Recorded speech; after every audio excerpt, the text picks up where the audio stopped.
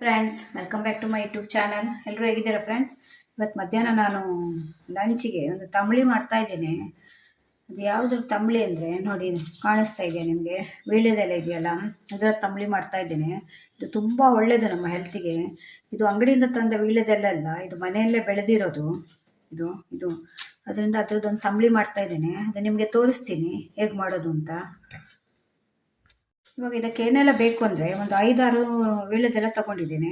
ಮತ್ತೊಂದು ಸ್ವಲ್ಪ ಇದು ತಿಮರೆ ಅಂತ, ಇದು ಒಂದೆಲಗ ಬ್ರಾಹ್ಮಿ ಅಂತ ಹೇಳ್ತಾರೆ, ಇದು ಕನ್ನಡದಲ್ಲಿ ಒಂದೆಲಗ ಅಂತ ಹೇಳ್ತಾರೆ. ಇದೆಲ್ಲ ತುಂಬ ಮಕ್ಕಳಿಗೆ ನೆನಪಿನ ಶಕ್ತಿಗೆಲ್ಲ ಇದು ತುಂಬ ಒಳ್ಳೆಯದು.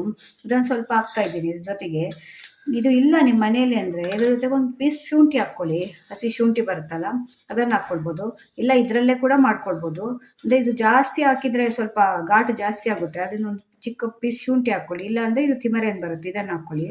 ಮತ್ತು ಇದಕ್ಕೆ 1 ಸ್ಪೂನ್ ಜೀರಿಗೆ ಬೇಕು, ಮತ್ತು 2 ಹಸಿಮೆಣಸಿನ್ಕಾಯಿ ಬೇಕು, ಮತ್ತು ರುಬ್ಕೊಳ್ಳಿಕ್ಕೆ ಒಂದು 2-3 ಸ್ಪೂನು ತೆಂಗಿನಕಾಯಿ ಬೇಕು, ತೆಂಗಿನಕಾಯಿ ತುರಿ. ಇವಾಗ ಇದನ್ನೆಲ್ಲ ಹಾಕ್ಕೊಂಡು ಇವಾಗ ನಾವು ಬಾಡಿಸ್ಕೊಳ್ಬೇಕು. ಇದು ನಮಗೆ ಡೈಜೆಷನ್ಗೆಲ್ಲ ತುಂಬ ಒಳ್ಳೆಯದು ವೀಳ್ಯದೆಲೆ ಅಂದರೆ. ವೀಳ್ಯದೆಲೆ ಬನ್ನಿ ಮಾಡೋಣ, ಹೇಗೆ ಮಾಡೋದು ಅಂತ ತೋರಿಸ್ತೀನಿ. ಸ್ವಲ್ಪ ತುಪ್ಪ ಇಟ್ಟು ಜೀರಿಗೆ ಹಾಕಿದ್ದೇನೆ, ಫ್ರೈ ಮಾಡ್ತಾ ಇದ್ದೇನೆ. ಈ ವೀಳ್ಯದೆಲೆ ನಿಮಗೆ ಶೀತ ಕೆಮ್ಮು ಎಲ್ಲ ಇರುವಾಗ ಯೂಸ್ ಮಾಡಿದರೆ ತುಂಬ ಒಳ್ಳೆಯದು. ಕಫ ಎಲ್ಲ ಕರಗಿಸುತ್ತೆ ಇದು. ಮತ್ತು ಇದು ಡೈಜೆಷನ್ ಕೂಡ ಒಳ್ಳೆಯದು. ನೀವು ನೋಡಿರ್ಬೋದು, ಹಿಂದಿನ ಕಾಲದಲ್ಲಿ ಮದುವೆ ಎಲ್ಲ ಆದರೆ, ಮನೆಯಲ್ಲಿ ಫಂಕ್ಷನ್ ಎಲ್ಲ ಆದರೆ ತಾಂಬೂಲ ಅಂತ ಇಡ್ತಿದ್ರು. ಅದು ಯಾಕೆಂದರೆ ನಾವೆಲ್ಲ ತುಂಬ ಊಟ ಮಾಡಿ ತಾಂಬೂಲ ಹಾಕ್ಕೊಂಡ್ರೆ ಡೈಜೆಷನ್ ಕಮ್ಮಿ ಆಗುತ್ತೆ ಅಂತ. ಇವಾಗಂತೂ ಅದೆಲ್ಲ ನಾವೆಲ್ಲೂ ನೋಡಲ್ಲ, ಎಲ್ಲೂ ಕಾಣೋಕ್ಕೆ ಸಿಗೋಲ್ಲ ಅದೆಲ್ಲ. ಇವಾಗ ಅದರ ಬದಲೆಲ್ಲ ಐಸ್ ಕ್ರೀಮು ಅದು ಇದು ಇರ್ತಾರೆ. ನಾವು ಅದನ್ನೆಲ್ಲ ತಿಂದು ಈಗ ಒಳ್ಳೆಯದನ್ನು ತಿನ್ನೋದೆಲ್ಲ ಬಿಟ್ಟಿದ್ದೇವೆ. ಅದರಿಂದ ಇದರನ್ನು ತಂಬಳಿ ಎಲ್ಲ ಮಾಡ್ಕೊಂಡು ತಿಂದರೆ ನಮ್ಮ ಆರೋಗ್ಯ ಜಾಸ್ತಿ ಮಾಡ್ಕೊಳ್ಬೋದು, ಇಂಥದ್ದೆಲ್ಲ ನಾವು ಯೂಸ್ ಮಾಡಿದರೆ. ಇವಾಗ ನೋಡಿ, ಇದು ಸ್ವಲ್ಪ ಫ್ರೈ ಆಗಿದೆ. ಇದು ಫ್ರೈ ಆದಮೇಲೆ ಒಂದು 2 ಹಸಿಮೆಣಸಿನ್ಕಾಯಿ ತಗೊಂಡಿದ್ದೇನೆ. ಇದು ಖಾರದ ಮೆಣಸಿನ್ಕಾಯಿ. ನಿಮಗೆ ಖಾರ ಕಮ್ಮಿ ಬೇಕು ಅಂದರೆ ಒಂದೇ ಹಾಕ್ಕೊಳ್ಬೋದು. ಇದು ಸ್ವಲ್ಪ ಖಾರ ಬೇಕು ಅಂದರೆ, ಇದು ವೀಳ್ಯದೆಲೆಯಲ್ಲಿ ಕೂಡ ಖಾರ ಇರುತ್ತೆ, ಅದನ್ನು ನೋಡ್ಕೊಂಡು ಹಾಕಿ. 2 ಹಾಕ್ತಾ ಇದ್ದೀನಿ. ಇದನ್ನು ಕೂಡ ಸ್ವಲ್ಪ ಫ್ರೈ ಮಾಡಬೇಕು. ಇವಾಗ ಇದನ್ನು ಸ್ವಲ್ಪ ಇದು ಹಸಿಮೆಣಸಿನ್ಕಾಯಿ ಬಾಡಿದ ಮೇಲೆ ವೀಳ್ಯದೆಲೆನ ಹಾಕ್ಕೊಳ್ಬೇಕು. ವೀಳ್ಯದೆಲೆ ಕಟ್ ಮಾಡಿ ಈ ರೀತಿ ಹಾಕ್ಕೊಳ್ಳಿ. ಇದು 4-5 ಹಾಕಿದ್ರೆ ಸಾಕು, ಅದಕ್ಕಿಂತ ಜಾಸ್ತಿ ಹಾಕ್ಬೇಡಿ. ಕೆಲವರು ಮನೆಯಲ್ಲಿ ಬೆಳ್ಕೊಂಡಿರ್ತೀರಲ್ವ, ಮನೆಯಲ್ಲಿ ಇದೆ ಅಂತ ಹೇಳಿ ಹಾಕ್ಬಿಟ್ರೆ, ಯಾವುದಾದ್ರೂ ಅಷ್ಟೇ ಅಲ್ವಾ, ಅಮೃತ ಆದರೂ ಇಷ್ಟ ಅಂತ ಹೇಳ್ತಾರೆ ಅತಿ ಆದರೆ.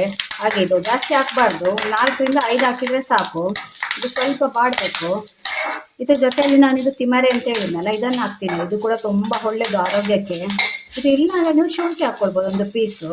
ಇದನ್ನು ಹಾಕ್ತಾ ಇದ್ದೇನೆ. ಇದು ಕೂಡ ಸ್ವಲ್ಪ ಬಾಡಿಸ್ಕೊಳ್ಬೇಕು, ತುಂಬ ಬಾಡಿಸ್ಕೊಳ್ಬಾರ್ದು. ಅದೊಂದು ಸ್ವಲ್ಪ ಬಾಡಿದರೆ ಸಾಕು. ಬಿಸಿಗೆ ಮತ್ತೆ ಬಾಡುತ್ತೆ ಅದು, ನಾವು ಆಫ್ ಮಾಡಿದರೆ. ತುಂಬ ಅದನ್ನು ಬೆಂದ ಹಾಗೆ ಬಾಡಿಸ್ಕೊಂಡ್ರೆ ಏನಾಗುತ್ತೆ ಅಂದರೆ ಅದರಲ್ಲಿ ವಿಟಮಿನ್ಸ್ ಎಲ್ಲ ನಾಶ ಆಗೋಗುತ್ತೆ. ಅದರಿಂದ ಸ್ವಲ್ಪ ಬಾಡಿದರೆ ಸಾಕು. ನೋಡಿ, ಈಗ ಬಾಡ್ತಾ ಇದೆ. ಇವಾಗ ಅದು ಹಾಗೆ ನಾವು ಆಫ್ ಮಾಡಿದರೆ, ಇದು ತವ ಬಿಸಿ ಇರುತ್ತಲ್ಲ ಬಾಣಲೆ, ಆ ಬಿಸಿಗೆ ಮತ್ತೆ ಅದು ಬಾಡುತ್ತೆ. ಇವಾಗ ಆಫ್ ಮಾಡ್ತಾ ಇದ್ದೇನೆ, ಸಾಕು ಇಷ್ಟು ಬಾಡಿದರೆ. ನೋಡಿ, ಈಗ ಫ್ರೈ ಮಾಡಿದ್ದನ್ನು ಮಿಕ್ಸಿಗೆ ಹಾಕ್ಕೊಂಡಿದ್ದೇನೆ. ಇವಾಗ ಇದಕ್ಕೆ ಒಂದು 2-3 ಸ್ಪೂನ್ ತೆಂಗಿನ ತುರಿ ಹಾಕಬೇಕು, ಹಸಿ ತೆಂಗಿನ ತುರಿ. ಇದರ ಜೊತೆ ರುಬ್ಕೊಳ್ಳಿಕ್ಕೆ, ಇದು ತಂಬಳಿ ಅಲ್ಲ, ಅದರಿಂದ ತೆಂಗಿನ ತುರಿ ಬೇಕಾಗುತ್ತೆ ಇದಕ್ಕೆ. ಮತ್ತು ಒಂದು ಅರ್ಧ ಸ್ಪೂನು ಉಪ್ಪು. ಆಮೇಲೆ ಉಪ್ಪು ನೋಡ್ಕೊಂಡು ಹಾಕಿ. ಉಪ್ಪು ಯಾವಾಗಲೂ ಸ್ವಲ್ಪ ಕಡಿಮೆನೇ ಹಾಕಿ. ಕಡಿಮೆ ಆದರೆ ಮತ್ತೆ ಮಿಕ್ಸ್ ಮಾಡ್ಬೋದು, ಜಾಸ್ತಿ ಆದರೆ ಆಗಲ್ಲ. ಇವಾಗ ಇದನ್ನು ಮಿಕ್ಸಿ ಮಾಡ್ಕೊಂಡು ಬರ್ತೇನೆ. ನೋಡಿ, ಇವಾಗ ರುಬ್ಕೊಂಡು ಬಂದಿದ್ದೇನೆ. ನೋಡಿ ಹೇಗೆ ಕಾಣ್ತಾ ಇದೆ, ಎಷ್ಟು ಒಳ್ಳೇದಿದು ಆರೋಗ್ಯಕ್ಕೆ. ಇದನ್ನೆಲ್ಲ ನಾವೀಗ ಎಲ್ಲ ತಿನ್ನೋದೇ ಇಲ್ಲ, ಬಿಟ್ಟಿದ್ದೇವೆ. ಕೆಲವರಿಗೆ ಎಲೆ ಅಡಿಕೆ ಹಾಕ್ಕೊಂಡ್ರೆ ಎಲ್ಲ ಆಗೋಲ್ಲಲ್ಲ, ಅದೆಲ್ಲ ಬಾಯಿ ದಪ್ಪ ಆಗುತ್ತೆ ಅಂತ ಹೇಳ್ತಾರೆ. ವೀಳ್ಯದೆಲೆ ಇಷ್ಟ ಇರುತ್ತೆ, ಆದರೆ ಎಲೆ ಅಡಿಕೆ ಹಾಕ್ಕೊಳ್ಳಿಕ್ಕೆ ಆಗಲ್ಲ. ಅಂಥವರೆಲ್ಲ ಈ ರೀತಿ ತಂಬಳಿ ಎಲ್ಲ ಮಾಡ್ಕೊಂಡು ತಿನ್ಬೋದು. ಮತ್ತು ಬಾಡಿಗೆ ಚಳಿಗಾಲದಲ್ಲಿ, ಇವಾಗ ಬೆಂಗಳೂರಲ್ಲೆಲ್ಲ ತುಂಬ ಚಳಿ ಇರುತ್ತಲ್ಲ, ಆ ಟೈಮಲ್ಲೆಲ್ಲ ಇದು ನಮಗೆ ಬೆಚ್ಚನೆ ಮಾಡುತ್ತೆ ದೇಹನ. ಇದೆಲ್ಲ ಯೂಸ್ ಮಾಡಿದರೆ ತುಂಬ ಒಳ್ಳೇದು ನಮಗೆ. ನಿಮಗೆ ಶೀತ ಕೆಮ್ಮು ಅದೆಲ್ಲ ಬರೋದು ತುಂಬ ಕಡಿಮೆ ಆಗುತ್ತೆ. ಅಷ್ಟು ಒಳ್ಳೆ ರೀತಿಯಲ್ಲಿ ದೇಹಕ್ಕೆ ಇದು ಹೆಲ್ಪ್ ಮಾಡುತ್ತೆ. ಅದರಿಂದ ಮನೆಯಲ್ಲಿ ಆದಷ್ಟು ಯೂಸ್ ಮಾಡಿ. ಇವಾಗ ಇದನ್ನು ಹಾಕ್ಕೊಂಡು, ಇವಾಗ ಇದಕ್ಕೊಂದು ಸ್ವಲ್ಪ ಮೊಸರು ಮಿಕ್ಸ್ ಮಾಡಬೇಕು. ನೋಡಿ, ಇದಕ್ಕೆ ಒಂದು ಸ್ವಲ್ಪ ಮೊಸರು ಮಿಕ್ಸ್ ಮಾಡ್ತಾ ಇದ್ದೇನೆ. ನಿಮಗೆ ಎಷ್ಟು ನೀರು ಬೇಕೋ ಅಷ್ಟು ನೀರು ಮಾಡ್ಕೊಳ್ಬೋದು. ಕೆಲವ್ರಿಗೂ ತಂಬಳಿ ನೀರು ಇರಬೇಕು, ಕೆಲವರಿಗೆ ಗಟ್ಟಿ ಇರಬೇಕು, ಆಗಿರುತ್ತೆ. ಸ್ವಲ್ಪ ತಂಬಳಿ ನೀರಾಗಿದ್ರೇ ಚೆನ್ನಾಗಿರುತ್ತೆ. ಇದು ತುಂಬ ಏನು ಮೊಸರು ಬೇಕು ಅಂತಿಲ್ಲ. ಇವಾಗ ನಾನು ಎಷ್ಟು ಹಾಕಿದೆ ಅಷ್ಟು ಹಾಕಿದರೆ ಸಾಕು. 4-5 ವೀಳ್ಯದೆಲೆ ಹಾಕಿದ್ದೇನೆ, ಅದಕ್ಕಿಂತ ಜಾಸ್ತಿ ಹಾಕಬೇಡಿ. ಇದಕ್ಕೆ ಸ್ವಲ್ಪ ನೀರು ಹಾಕ್ತಾ ಇದ್ದೇನೆ.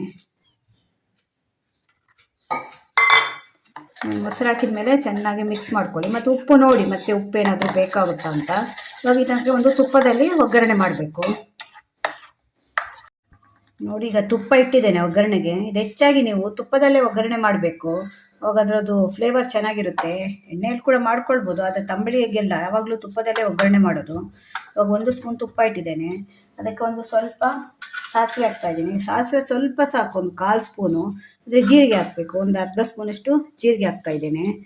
ಮತ್ತೊಂದು ಕೆಂಪು ಮೆಣಸಿನ್ಕಾಯಿ ಹಾಕ್ತಾಯಿದ್ದೇನೆ, ಮತ್ತೊಂದು ಸ್ವಲ್ಪ ಕರಿಬೇವು. ಇದನ್ನೆಲ್ಲ ಹಾಕಿ ಇವಾಗ ಒಗ್ಗರಣೆ ಮಾಡಬೇಕು. ಒಗ್ಗರಣೆ ಆಗ್ತಾಯಿದೆ. ಇದು ತುಂಬ ಒಳ್ಳೆಯದು ಆರೋಗ್ಯಕ್ಕೆ. ವೀಳ್ಯದೆಲೆಯನ್ನು ಸುಮಾರು ಜನ ಈಗ ತಿನ್ನೋದನ್ನೇ ಬಿಟ್ಟಿದ್ದಾರೆ. ಮೊದಲು ಕಾಲದಲ್ಲೆಲ್ಲ ತುಂಬ ತಿಂತಿದ್ರು. ಊಟ ಆದಮೇಲೆ ಕಂಪಲ್ಸರಿಯಾಗಿ ಅವ್ರಿಗೆ ವೀಳ್ಯದೆಲೆ ತಿನ್ನಲೇಬೇಕು. ಆದರೆ ಈಗ ಯಾರು, ನಾನಂತೂ ಸಣ್ಣವಳಿರುವಾಗ ನಾನು ಕೂಡ ತಿಂತಾ ಇದ್ದೆ. ತುಂಬ ಊಟ ನಮ್ಮನೇಲಿ ಕಂಪಲ್ಸರಿ ಆಗಿರ್ತಾ ಇತ್ತು. ಒಂದು ಫಂಕ್ಷನ್ ಇದ್ದರೆ ಅದ್ರ ಮೇಲೆ ವೀಳ್ಯದೆಲೆ ತಾಂಬೂಲ ನೀವು ಹೊರಗಡೆ ತಂದು ಒಂದು ಚಾಪೆ ಹಾಕಿ ಅದ್ರ ಮೇಲೆ ಅದು ತಟ್ಟೆ ಇಡ್ತಿದ್ರು. ಬಂದವರೆಲ್ಲ ಅದನ್ನು ಹಾಕ್ಕೊಂಡೇ ಹೋಗ್ತಿದ್ರು. ಇವಾಗೆಲ್ಲ ಅದನ್ನು ನೋಡಲಿಕ್ಕೆ ಸಿಗೋಲ್ಲ. ಈಗ ನೋಡಿ ಒಗ್ಗರಣೆ ಆಗಿದೆ, ಇದಕ್ಕೆ ಹಾಕ್ತೀನಿ ಈಗ.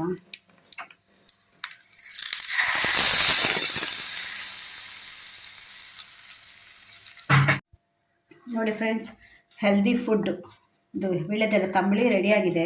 ಇಂಥದ್ದೆಲ್ಲ ತಿಂದು ನಾವು ಆರೋಗ್ಯನ ಹೆಚ್ಚು ಮಾಡ್ಕೊಳ್ಬೋದು. ಆದರೆ ನಾವು ಅದನ್ನು ತಿನ್ನೋಲ್ಲ, ಬೇಡದನ್ನೆಲ್ಲ ತಿಂದು ರೋಗ ಬರೆಸ್ಕೊಳ್ತೇವೆ. ಇದನ್ನೆಲ್ಲ ತಿಂದರೆ ನಮಗೆ ರೋಗ ಬರೋದೆಲ್ಲ ಕಡಿಮೆ ಆಗುತ್ತೆ, ಕಾಯಿಲೆಯಿಂದ ಎಲ್ಲ ಸ್ವಲ್ಪ ಇದು ಸಿಗುತ್ತೆ, ರಿಲೀಫ್ ಸಿಗುತ್ತೆ ನಮಗೆ. ಆದರೆ ನಾವು ಇದನ್ನೆಲ್ಲ ಯೂಸ್ ಮಾಡೋದು ಕಡಿಮೆ ಮಾಡಿದ್ದೇವೆ.